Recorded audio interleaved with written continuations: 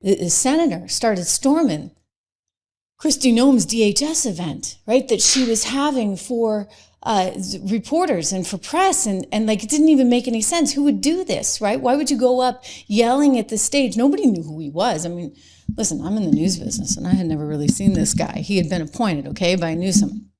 So nobody knew who he was. He wasn't wearing his Senate pin. Dan Bongino, our friend Dan, he's livid about it. He's like, look, the FBI is just doing their job. Secret Service just doing their job, because when somebody does this, it's kind of not okay. All right, let's watch together. I'm Senator Alex Padilla. I have questions for the Secretary, because the fact of the matter is a half a dozen violent criminals that you're rotating on your heads off. How many of our ICE agents have been doxxed for doing their duty, how they have been targeted. Did you see that? Okay, so then they grabbed it. We should watch it together again. Let me put my camera up so you can see me. I'm Senator Alex Padilla. I have questions for the Secretary, because the fact of the matter is a half a dozen. Okay, so he's not really pushing back, but you can see, the issue here is that he's storming the stage. She's up there speaking, and nobody really knows who he is. I mean, he did identify himself just a little bit there. Let's go back for a moment and see what he says. Here we go. I have questions for the Secretary. Okay, let's see if he says who he is. Senator Alex Padilla. I have questions. Barely.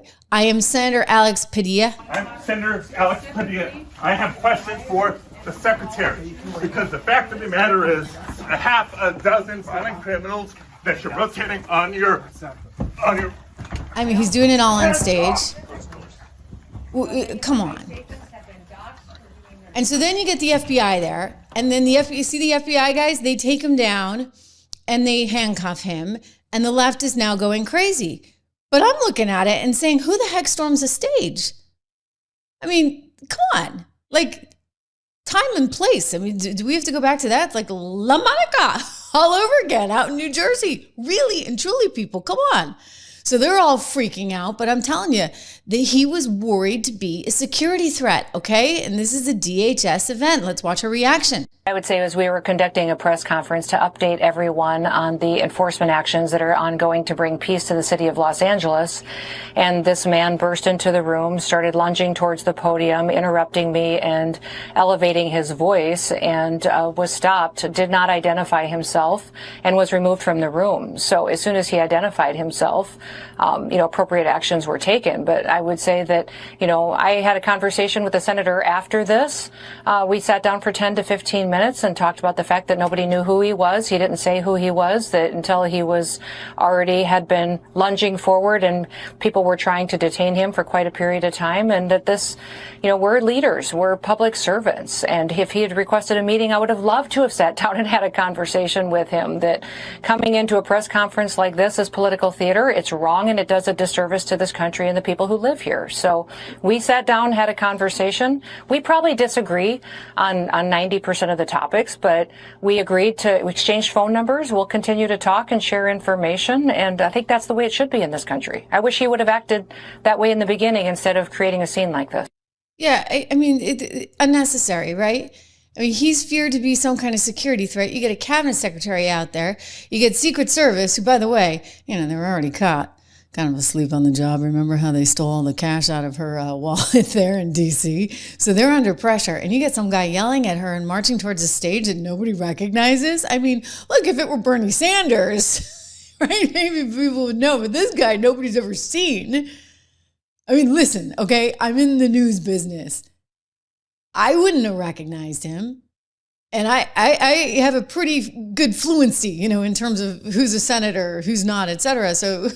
like these Secret Service agents are like, who is this guy? And, he could have been some measly state senator for all they knew. All they know is they're in charge of protecting her. He's yelling out and marching towards the stage. What was he going to do? Like boost her off on the podium and say, hey, let me have the microphone and take over? Come on.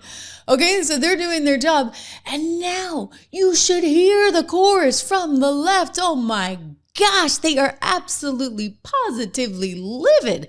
I mean, they're getting kind of cray-cray on this thing, but you know what? It's fitting into their narrative. They're trying to use this as a political opportunity. You know what I tell you? This thing was staged. He knew exactly what he was doing. He knew that nobody knew who he was, and Newsom appointed him. Nobody knew. So he walked in there into a press event deliberately to cause this kind of commotion.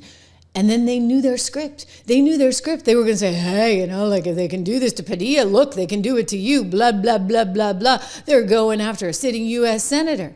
Look what they did to La Monica MacGyver, who is now facing 17 years in federal prison. Yeah, for assaulting an ICE officer. At least he had the decency not to, you know, shove and push and all that kind of thing. When you look at the tape, he's just kind of backing off. But they're doing their job.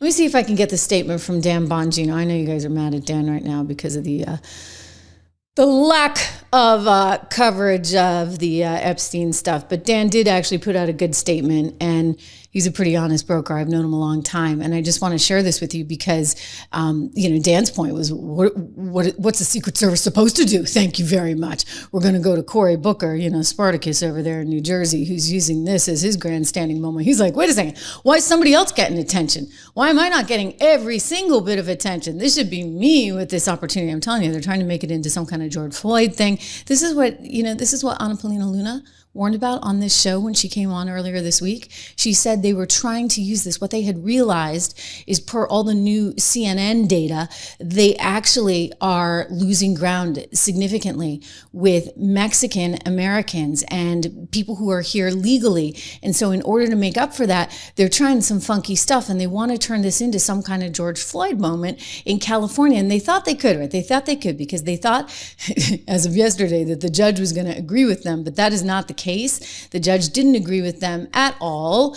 And as a result of that, they've got to find a way to get back, especially ahead of midterms, some of these Hispanic voters. And before we go to, Spartacus and his craziness, I want to show you that even CNN, guys, even CNN cannot believe that the demographic that the Democrats are hurting the most with happens to be people who just came to this country legally and are immigrant voters. So what do? They turn this into a total circus in an attempt to win these people back. Watch. Oh, darn it. But the Senate does. Darn it. For some reason, our friend over at CNN's not coming through for us. But anyway, his point was a massive uptick. You can see it there in his graphic. Plus 8 points for the GOP when it comes to this group of immigrants. And you know what? Overall, they are winning this demographic. So people have just come to this country. They've done it legally. They don't want illegals here that are threats to their community. So you can see strategically, the Democrats really have a problem. It's funny because it didn't always used to be like this. In fact, I can remember a time when a lot of Democrats actually felt quite significantly a different way. Bernie Sanders back in the day, he used to actually believe, did he not, that migration into the country unchecked would actually be really bad for working class Americans. I'm going to show you a tape from 2015. Okay, this is important. I want you to watch this because here he is in this interview, and he's saying something that actually sounds a whole lot like the Trump camp. It's like, Bernie, you kind of are getting a little MAGA there. Okay, so just remember this before we go to Cory Booker and see his big performance. This is Bernie Sanders, 2015, you guys. Open borders. Borders. That's a Koch brothers proposal. The idea, of course, that's a right-wing proposal which says essentially there is no United States. But it would make a lot of the global poor richer, wouldn't it? And it'd make everybody in America poor. Then you're doing away with the concept of a nation state. And I don't think there's any country in the world which believes in that. If you believe in a nation state, or in a country called the United States or UK or Denmark or any other country, you have an obligation, in my view, to do everything we can to help poor people. What right-wing people in this country would love is an open border policy. Bring in all kinds of people who work for $2 or $3 an hour. That would be great for them. I don't believe in that. I think we have to raise wages in this country. I think we have to do everything that we can to create the millions of jobs. You know what youth unemployment in the United States of America today? If you're white, a white kid, high school graduate, 33%, a Hispanic, 36%, African American, 51%. You think we should open the borders and bring in a lot of low-wage workers? Or do you think maybe we should try to get jobs for those kids? So I think from a moral responsibility, we've got to work with the rest of the industrialized world to address the problems of international poverty. But you don't do that by making people in this country even poorer. There's no doubt about it. I mean, she was holding a press conference and doing a press statement. He's not a member of the press. It wasn't like a hearing where it was an open forum for senators to ask a question. He clearly showed up to a public event to create a moment and do what you're saying, sort of show his constituents, not just Democrats, but that he's fighting from his perspective.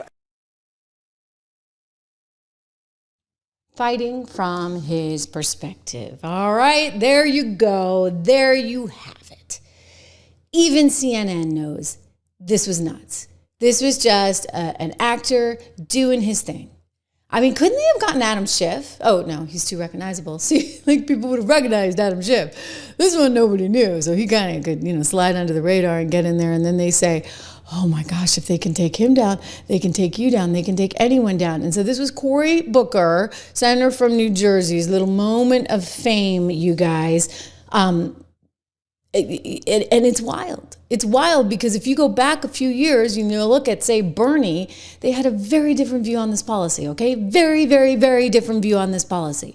You fast forward today, what's different? Trump. That's one thing, right? So they have to stand in opposition to Trump. So therefore they make immigration the issue.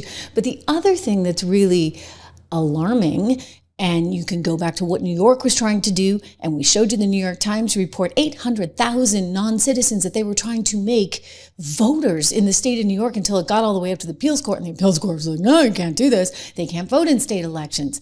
So you wonder, okay, one, do they want people to vote? And two, do they actually want to change the demographics of districts so that if you have more people in a particular district, you count them in your population, and therefore you can have more Democrats in there in Congress, right? Like, I don't think it's conspiracy theory anymore to say that. I think we know exactly what they were doing. And by sending them to Texas and sending them to Florida, the idea is, okay, we're going to get more people there.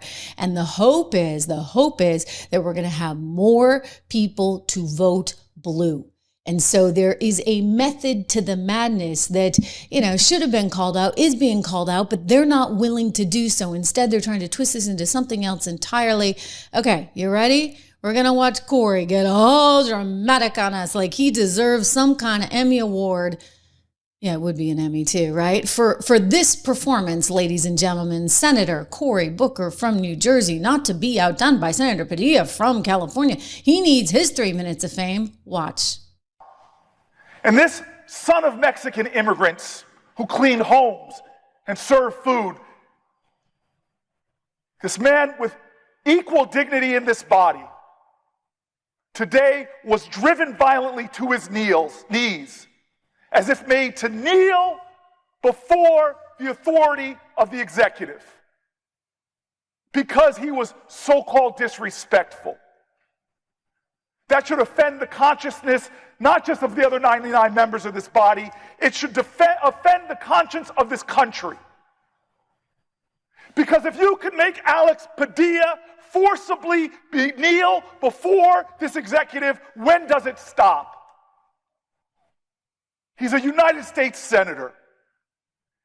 And if you could force him to kneel to his knees violently, when does it stop?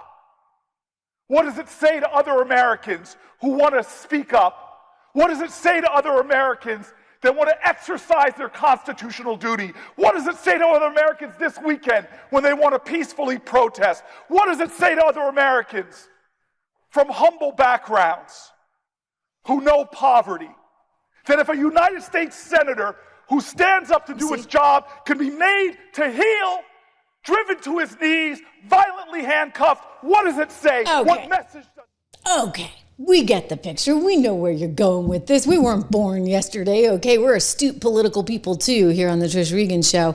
And that was, ladies and gentlemen, a performance by the senator out in California, a performance by Cory Booker, because you know what? They've realized they're kind of screwed, okay? For lack of a better word, they're kind of screwed. Because guess what the court just decided? The court decided that yes, the federal government has the power that we always knew they did have. So if you choose to violate the law, and if you choose to actually say we're going to welcome everyone and refuse to cooperate with ICE, even when we have people that are here illegally that have committed crimes, then guess what? You're going to be in trouble, and you're going to be standing in opposition to the law. And that's exactly what's going on. This is nothing about kings. This is nothing about this or that. I mean, politically speaking, yeah, that's how they're going to try and play it.